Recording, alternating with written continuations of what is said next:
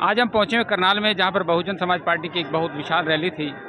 एक भारी भीड़ आप देख रहे हैं, तो आइए कुछ दर्शकों से बात करते हैं। राजेश कुमार, जिला हिसार, हल्का आदमपुर मंडी जी। मैं वहां से पहुंचा हूं करनाल के अंदर बहन जी के लिए।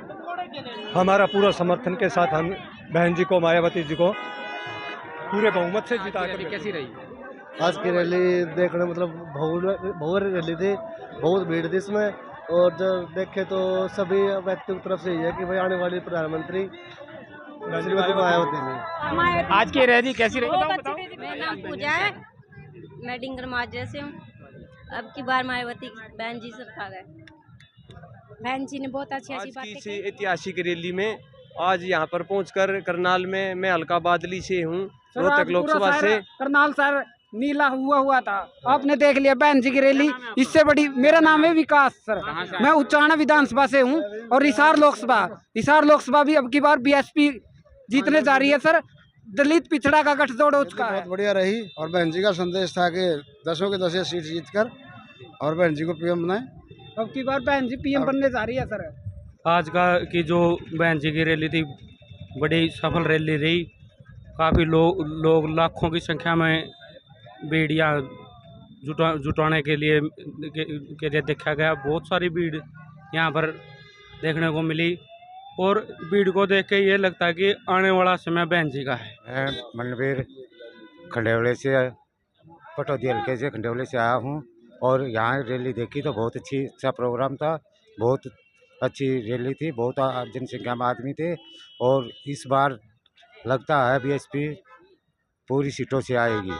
जय भीम, जय भीम, जय भीम, जय भीम, जय भीम, जय भीम। यह है कि भी हरियाणा में अब की बार चमत्कारिक परिणाम आएंगे और वो बहुजन समाज पार्टी की परम आदरणीय बहन कुमारी मायावती जी राष्ट्रीय अध्यक्ष हैं, भारत के प्रधानमंत्री बनने जा रहे हैं।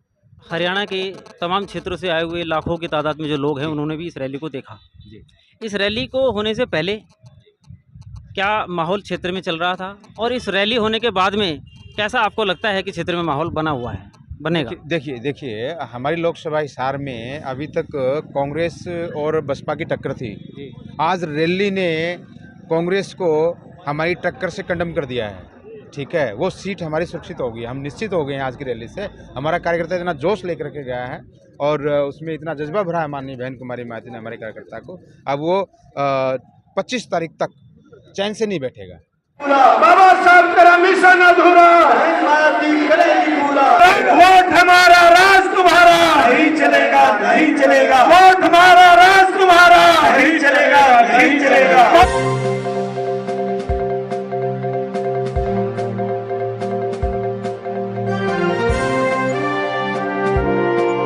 बाबा साहब तेरा मिशन अधूरा, हम सब मिलकर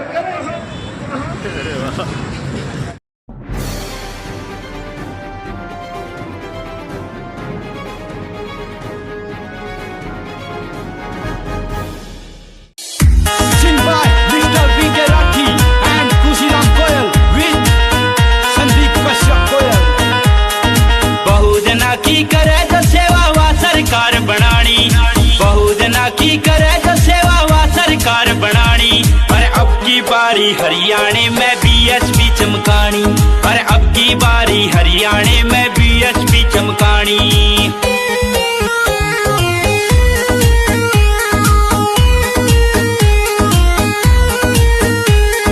बाबा साहब की नीति पे वह चले बहन कुमारी से, होएगा ना जुर्म देश पे सिखर नर नारी से, नर नारी से। बाबा साहब की नीति पे वह चले बहन कुमारी से, होएगा ना जुर्म देश पे सिखर नर नारी से। खाने देवे रिश्वत और ना खुद ने रिश्वत खानी, पर अब की बारी हरियाणा में बीएसपी चमकानी, पर अब की बारी हरियाणा में बीएसपी चमकानी।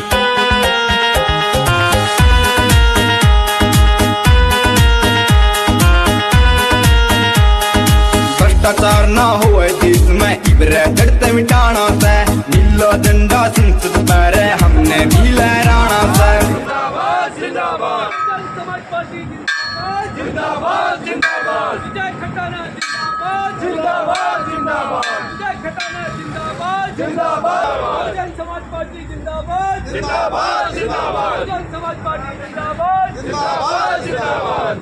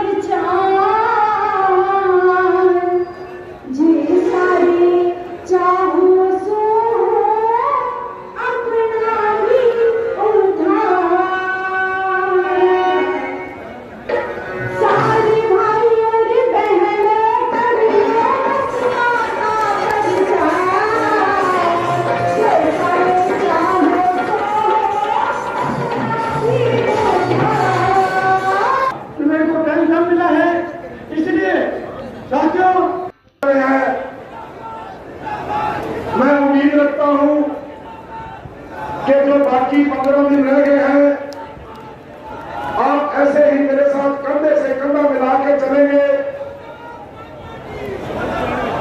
और यहां से सांसद बनाने का काम करेंगे। तो साथियों, जिस तरह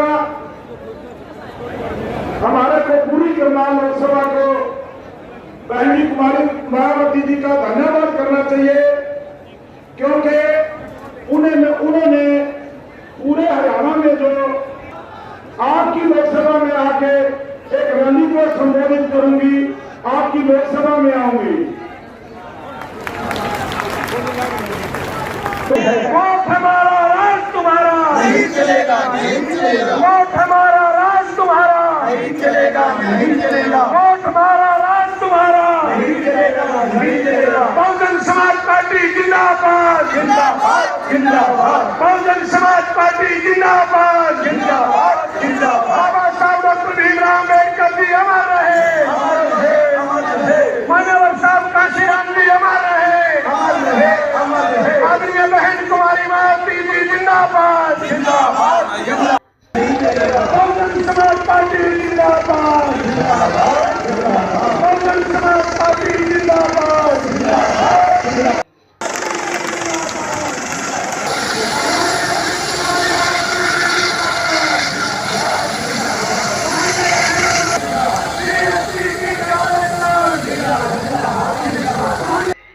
बहन जी आप आगे बढ़ो, हम आपके साथ हैं। बहन जी आप आगे बढ़ो, हम आपके साथ हैं।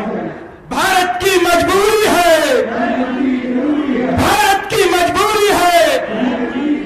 वोट हमारा राज तुम्हारा, वोट हमारा राज तुम्हारा। भारत की मजबूरी है।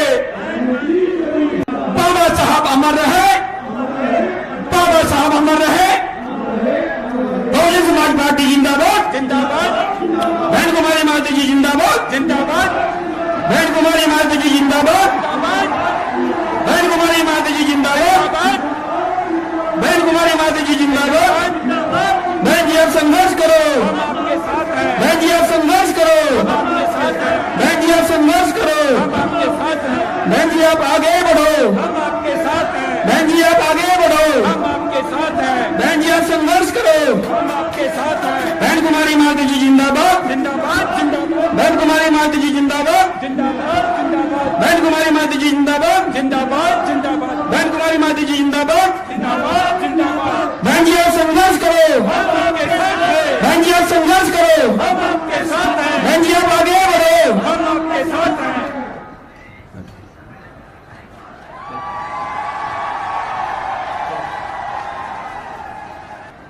सम्मानित साथियों, जिस मसीहा का आपको इंतजार था, बहुजन समाज पार्टी की राष्ट्रीय अध्यक्ष आदरणीय बहन कुमारी मायावती जी हरियाणा की धरती पर पहुंच चुकी है।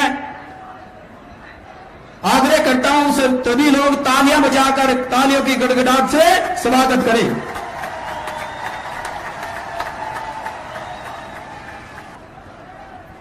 हरियाणा प्रदेश के प्रदेश अध्यक्ष भाई राजवीर सिंह सोरकी जी से आग्रह करूंगा कि आदरणीय बहन कुमारी मायावती जी को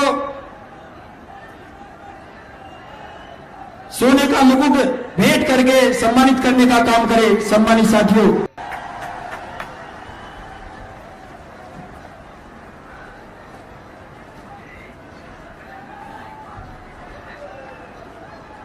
बहन कुमारी मायावती जी जिंदाबाद, बहन कुमारी मायावती जी जिंदाबाद, जिंदाबाद, बहन कुमारी मायावती जी जिंदाबाद, जिंदाबाद, जिंदाबाद। बहुजन समाज पार्टी की राष्ट्रीय अध्यक्ष, उत्तर प्रदेश की 4 बार रही मुख्यमंत्री, इस देश के गरीबों की मसीहा आदरणीय बहन कुमारी मायावती जी से निवेदन पूर्वक आग्रह करता हूं कि इस विशाल जनसभा को संबोधित करने का कष्ट करें। आदरणीय बहन कुमारी मायावती जी।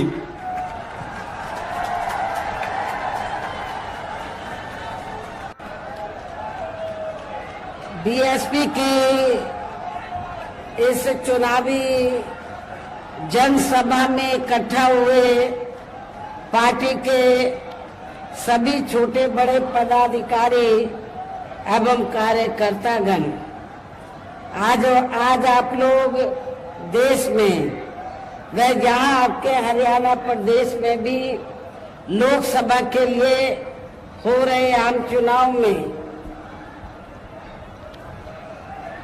अपनी पार्टी के उम्मीदवारों के समर्थन में मुझे सुनने के लिए यहाँ इकट्ठा हुए हैं, तो उसके लिए मैं आप सभी लोगों का हार्दिक दिल से आभार प्रकट करती हूँ। वैसे आप लोगों को ये मालूम है कि हमारी पार्टी कांग्रेस, बीजेपी व अन्य किसी भी विरोधी पार्टी के साथ मिलकर नहीं, बल्कि अकेले ही खासकर यहाँ अपने गरीबों, मजदूरों, दलितों, आदिवासियों, पिछड़े वर्गों, मुस्लिम व अन्य अकलियतों के बलबूते पर ही ये चुनाव लड़ रही है। जो इनमें से पार्टी से जुड़े ये लोग अपनी पार्टी के उम्मीदवारों को जिताने में पूरे जी जान से लगे हैं। हालांकि आज आपके यहाँ इकट्ठा हुई भीड़ व भीड़ के जोश को भी देखकर अब मुझे भी ये काफी हद तक भरोसा हो गया है कि इस बार आप लोग इस चुनाव में यहाँ अपने प्रदेश से अपनी पार्टी का बेहतर रिजल्ट जरूर लाएंगे। इसके लिए अब मैं आप लोगों का ध्यान कुछ जरूरी बातों की तरफ दिलाना चाहती हूँ और इस संबंध में विशेषकर मैं कांग्रेस, बीजेपी व इनके अन्य सभी सहयोगी दलों के बारे में ये कहना चाहूंगी कि आजादी के बाद शुरू में केंद्र व देश के अधिकांश राज्यों में भी ज्यादातर सत्ता यहाँ कांग्रेस पार्टी के हाथों में ही केंद्रित रही है, किंतु इनके खासकर दलित, आदिवासी व पिछड़ा वर्ग विरोधी तथा अन्य और मामलों में भी रही गलत नीतियों व गलत कार्य प्रणाली आदि की वजह से ही फिर इस पार्टी को यानी कि कांग्रेस पार्टी को केंद्र में काफी राज्यों की भी सत्ता से बाहर होना पड़ा है तथा यही स्थिति इनकी सहयोगी पार्टियों की भी बनी रही है, जिस कारण ही फिर बीएसपी को बनाने की भी जरूरत पड़ी। और अब पिछले काफी वर्षों से भारतीय जनता पार्टी व इनके सहयोगी दल केंद्र व अधिकांश राज्यों की भी सत्ता में काबिज हो गए हैं। साथ ही इनकी भी ज्यादातर जातिवादी, पूंजीवादी, संकीर्ण, सांप्रदायिक व द्वेषपूर्ण नीतियों एवं कार्य प्रणाली आदि से तथा इनकी कथनी व करनी में भी काफी अंतर होने की वजह से ऐसा लगता है कि इस बार ये पार्टी भी केंद्र की सत्ता में आसानी से वापस आने वाली नहीं है। यानी कि भारतीय जनता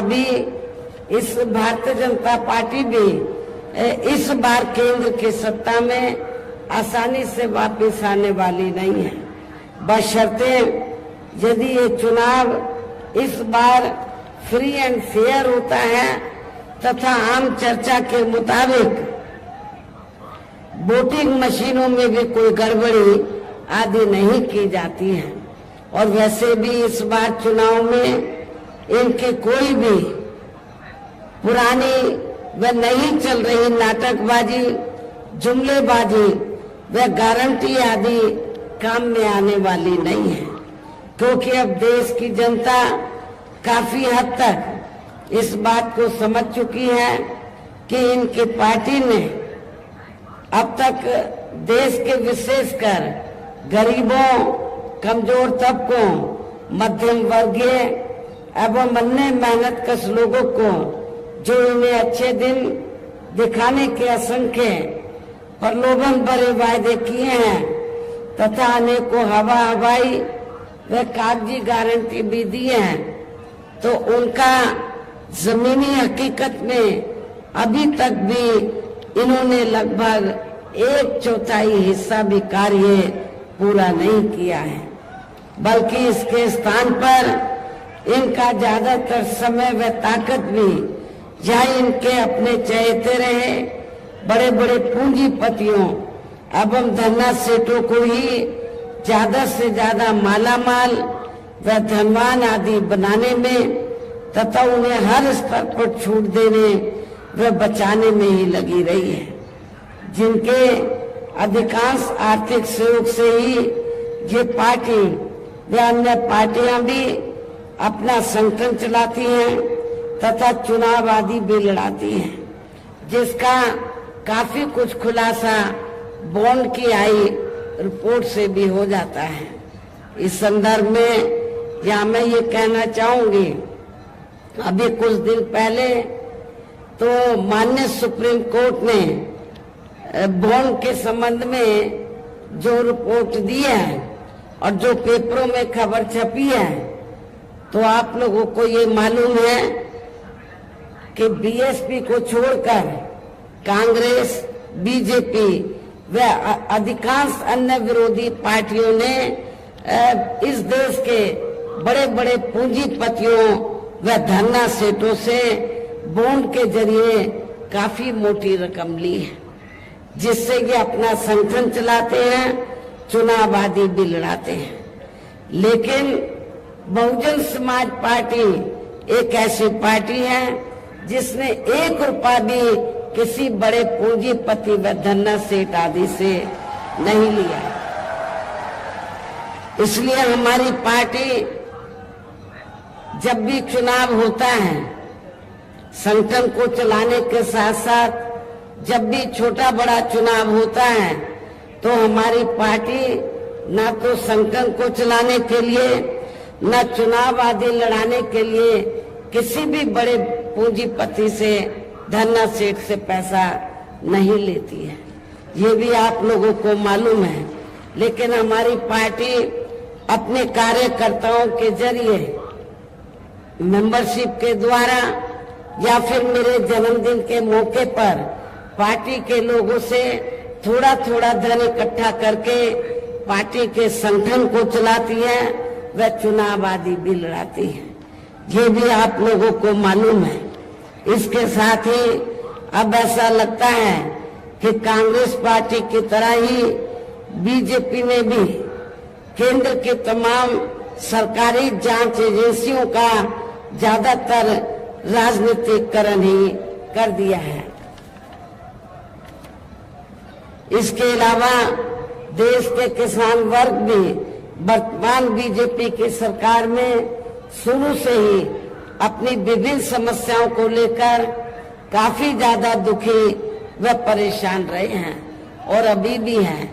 जबकि यूपी में 4 बार हमारी पार्टी की रही सरकार ने इनके हितों का भी, किसानों के हितों का भी हर स्तर पर विशेष ध्यान रखा है। हमने अपने चारों हुकूमतों में किसानों को खेती करने के लिए समय से सस्ते साधन उपलब्ध कराए और उनकी फसल का भी उचित दाम हमारी पार्टी की सरकार ने उत्तर प्रदेश में दिया है।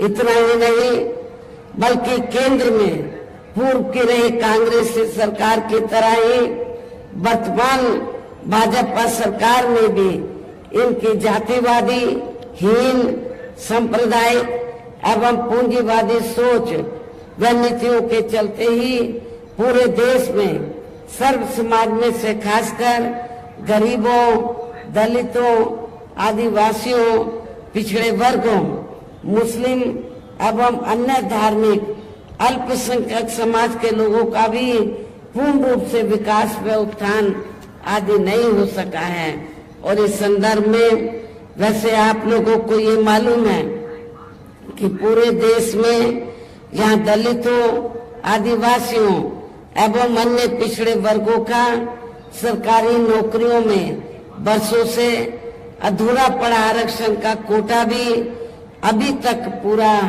नहीं भरा गया है।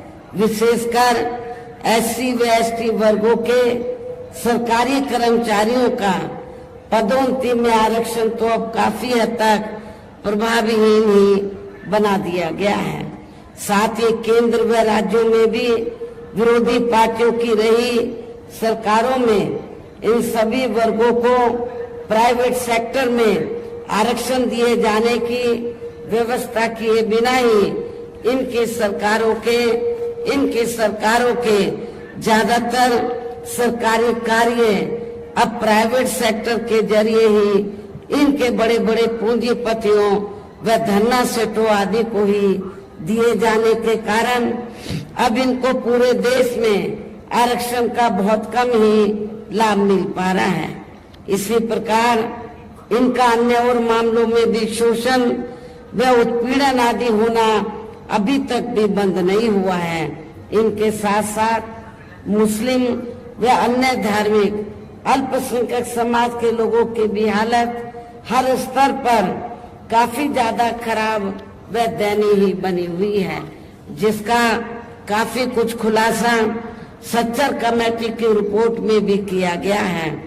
इतना ही नहीं बल्कि पिछले कुछ वर्षों से केंद्र व अधिकांश राज्यों में भी बीजेपी व आरएसएस के सरकारों के चलते हुए अब इनका विकास एवं उत्थान आदि होना भी काफी हद तक बंद सा ही हो गया है।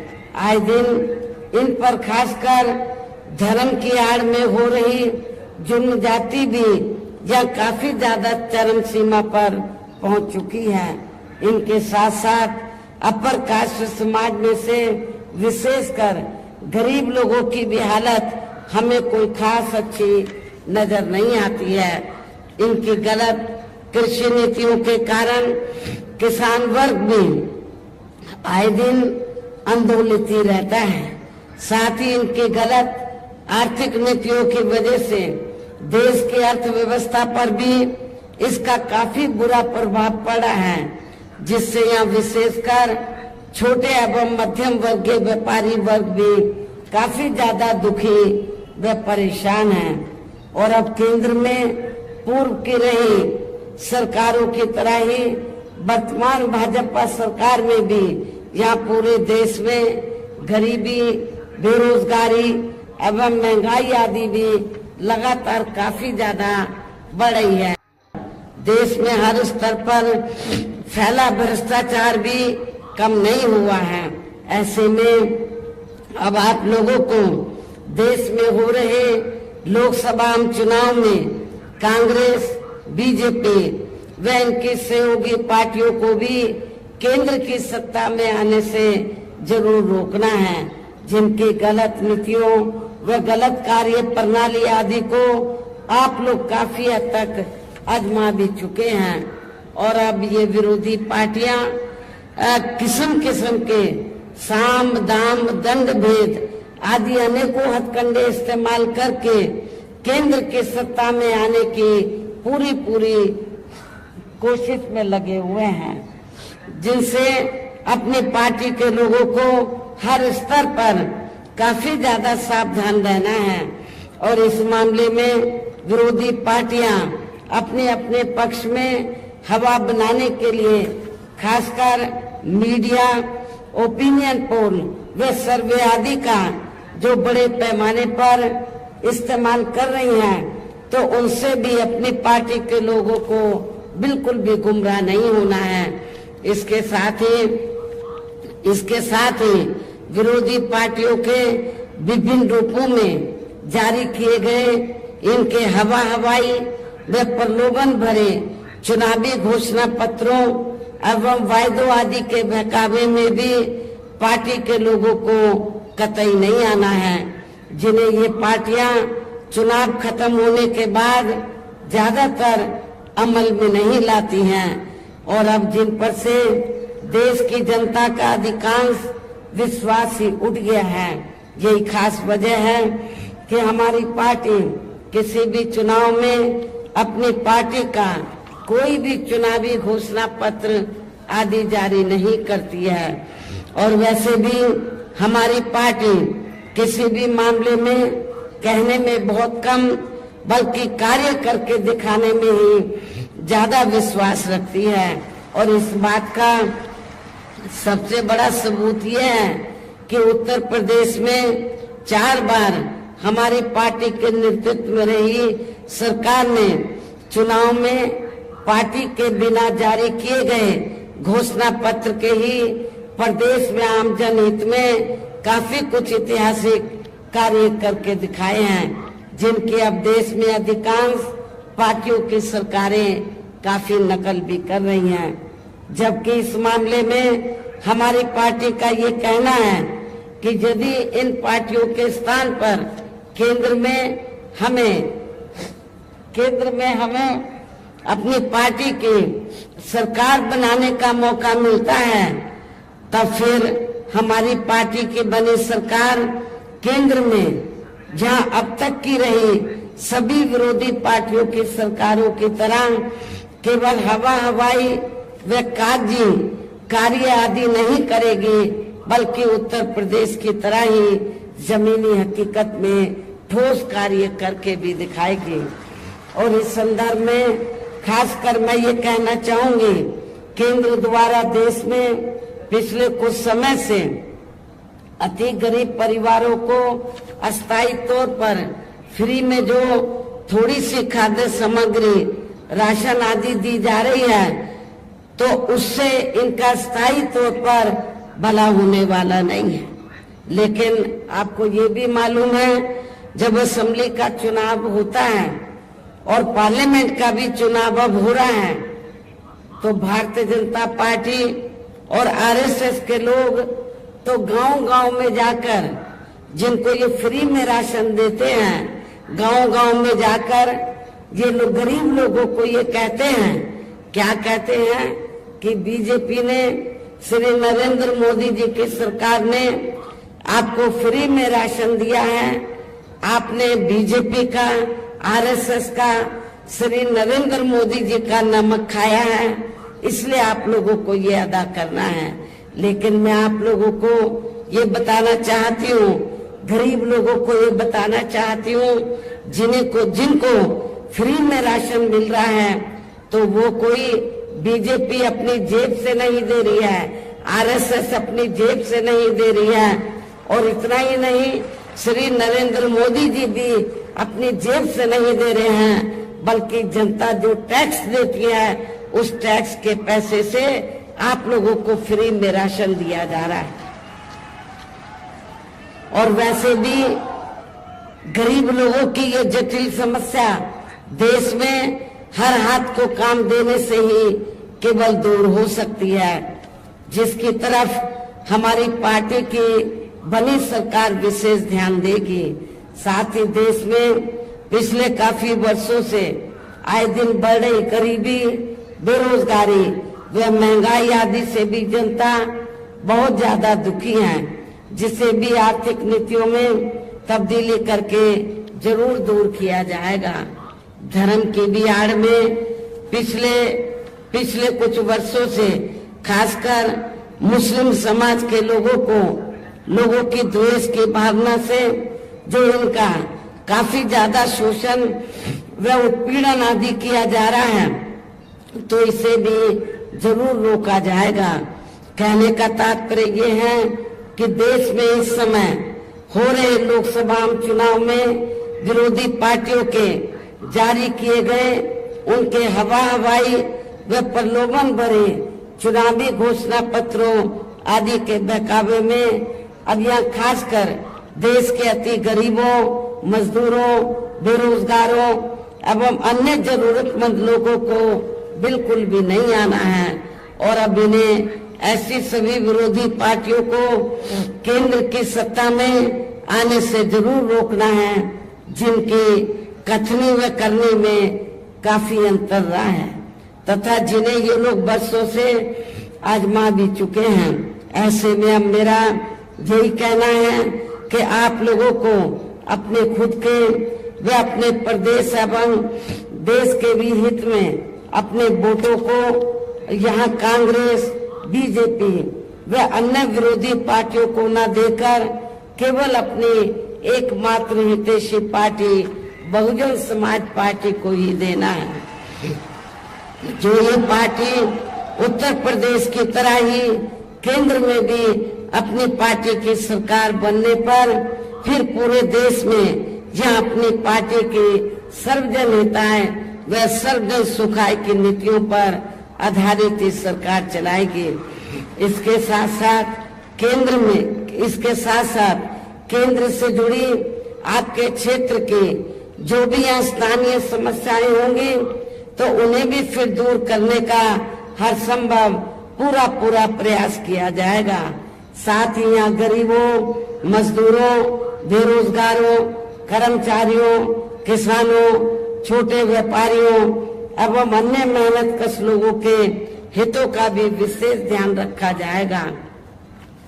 सर्व समाज में से खासकर दलितों, आदिवासियों, पिछड़े वर्गों, मुस्लिम व अन्य धार्मिक अल्पसंख्यक समाज के लोगों के विकास व उत्थान के साथ साथ हर स्तर पर इनकी सुरक्षा आदि के लिए भी प्रभावी कदम उठाए जाएंगे और तभी फिर यहाँ वास्तव में अपने देश के महान संतों, गुरुओं व महापुरुषों में भी विशेषकर महात्मा ज्योतिराव फूले, श्री छत्रपति शाहू जी महाराज, श्री नारायण गुरु, बाबा साहब डॉक्टर भीमराव अंबेडकर एवं मान्यवर श्री कांशीराम जी आदि का अधूरा रहा सपना जरूर साकार हो सकता है, जिनको यूपी में हमारी पार्टी की रही सरकार द्वारा हर स्तर पर पूरा आदर सम्मान दिया गया है।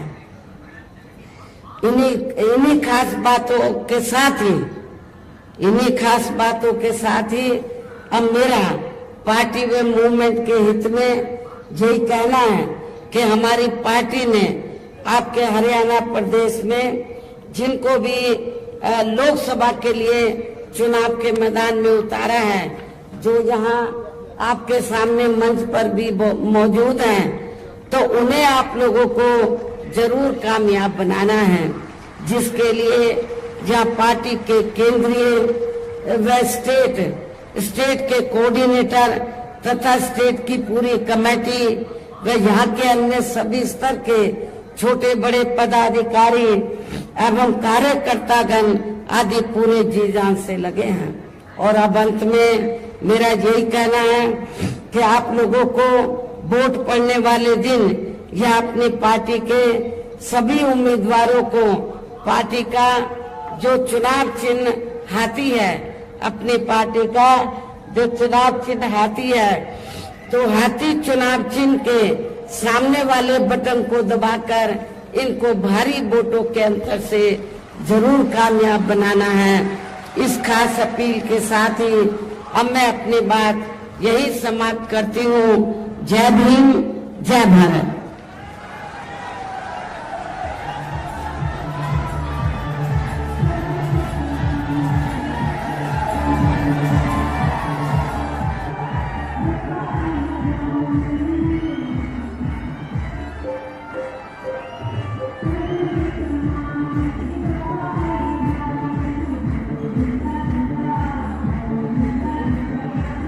सारे अपडेट्स के लिए सब्सक्राइब करें और बेल आइकन को क्लिक करें।